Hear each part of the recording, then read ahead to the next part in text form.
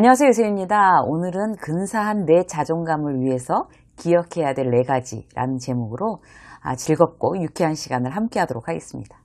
자존감 이야기를 제가 이제 가끔씩 이제 한 번씩 이제 방송에서 하죠. 그러는 게 여러분들한테도 유익함이 있겠지만 저 스스로에게도 굉장히 도움이 되는 것 같아요. 왜냐하면 이제 자존감을 우리가 이제 올려야 된다, 지켜야 한다, 이제 이런 얘기를 많이 하면서도 이게 꾸준히 유지되기가 되게 쉽지 않은 것 같아요. 롤러코스터를 타는 일이 많아요, 사실이.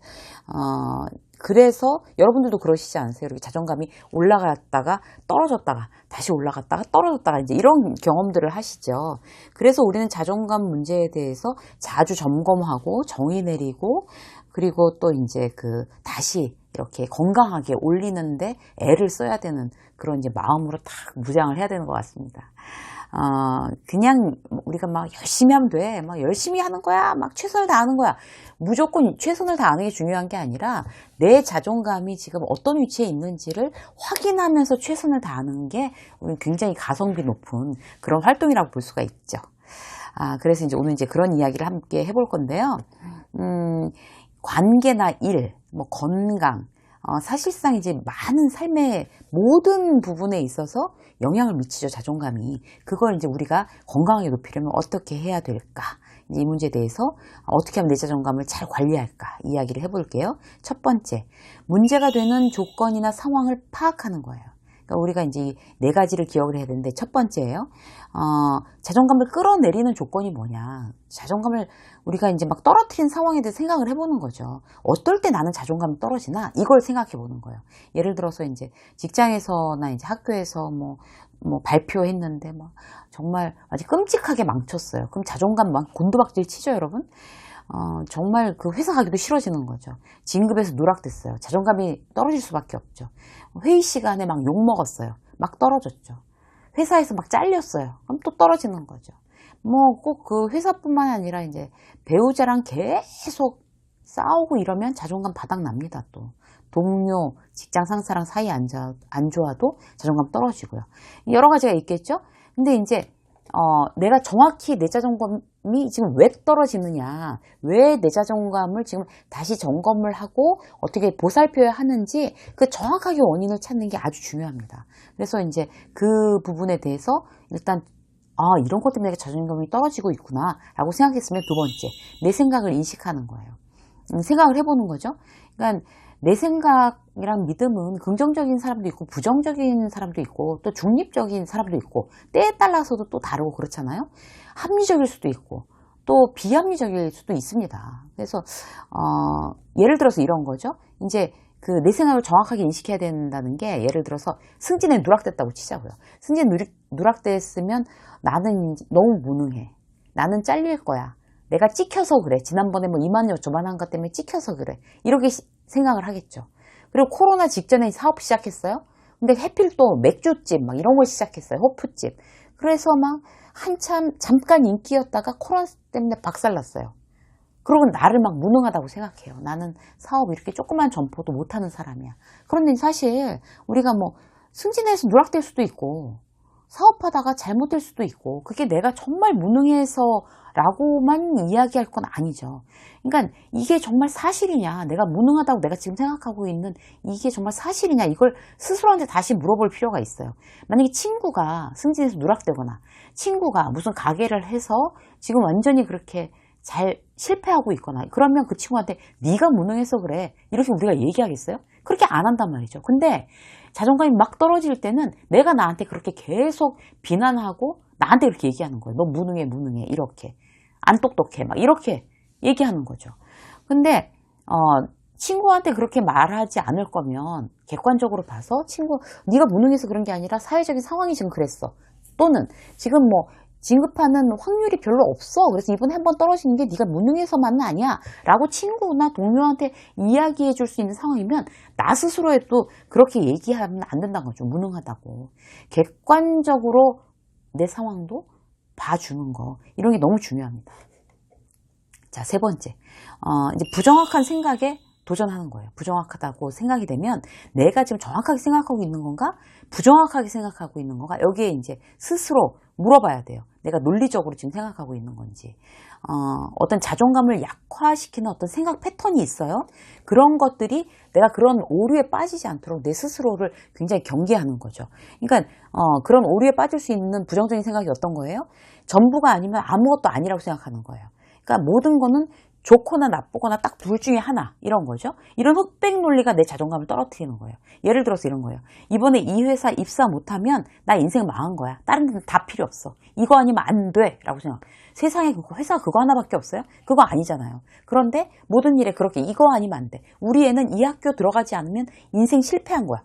올해 재수했는데 한 번 더 떨어지면 완전 인생 실패한 거야. 이렇게 아예 생각해버리는 거. 전부 아니면 아무것도 아니라고 생각하는 거. 이거 왜곡된 방법, 생각 방법입니다.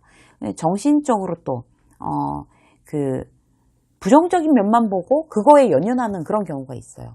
그러니까, 나한테 굉장히 짜증내고 화낸 직장 상사는 한 번 짜증냈으면 완전히 그냥 나쁜 사람, 나를 공격하는 사람, 나한테 해가 되는 사람이라고 아예 딱 정해버리는 거죠.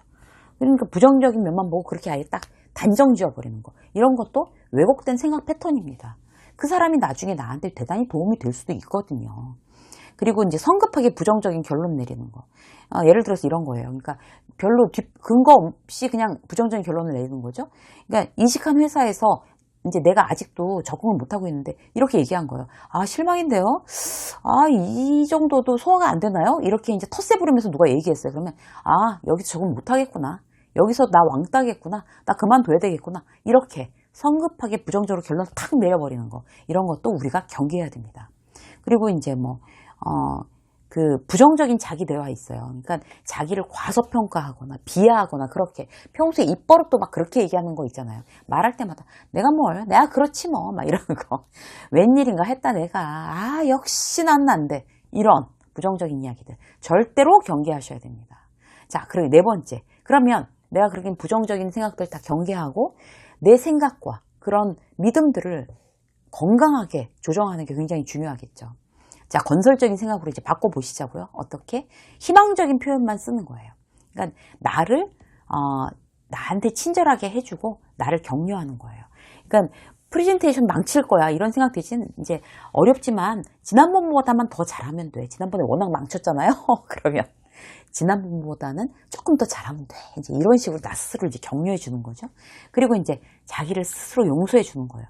누구나 실수할 수 있다. 내가 평생 내가 그 실수한 거 같고 앞으로도 실수하고 내내 실수만 하는 그런 인생이 아니다.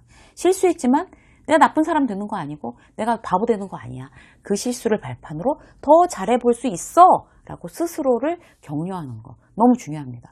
왜 그때 내가 그렇게 했을까 후회하고 또 후회하고 막 허벅지 찌르고 막 통탄하고 나 스스로를 막 계속 블레임하고 이런 거는 정말 누구에게도 유익하지 않습니다.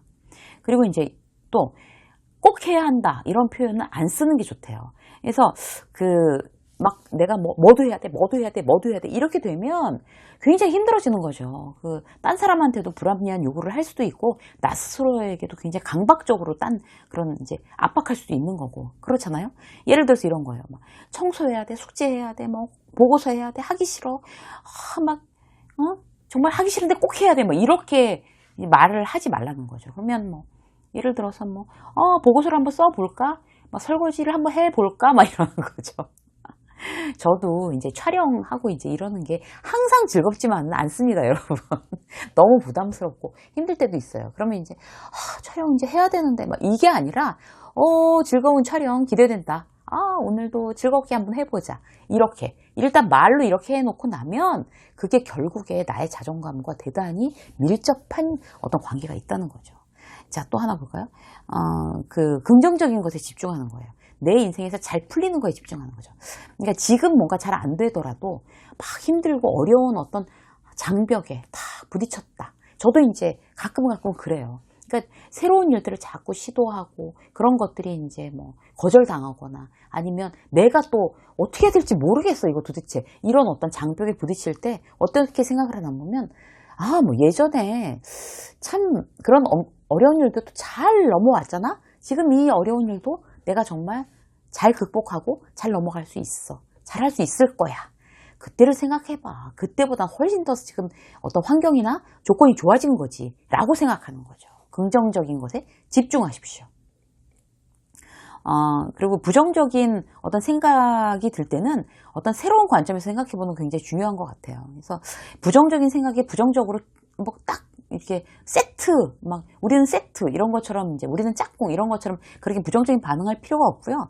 이제 건강한 패턴으로 나 스스로를 이제 몰아가기 위해서 굉장히 애를 써봐야 되는 거죠. 직장 상사가 굉장히 히스테리컬해요. 그러면 새로운 관점으로 저 사람은 내 마음 근육을 튼튼하게 해주는 어떤 그런 대상이구나. 저 사람은 나를 계속 셀프 트레이닝 하게 만드는구나.